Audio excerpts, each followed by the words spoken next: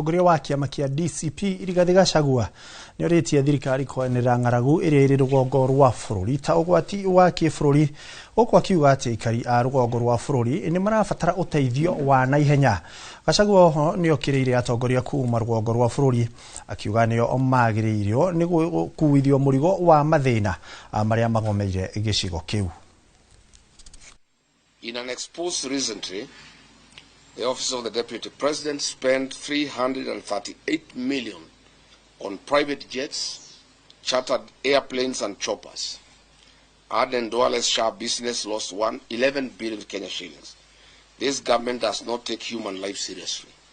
For a young man in Kenya, if they are not killing you in the streets, they are tear gassing you in church or killing you with thirst and hunger in the north.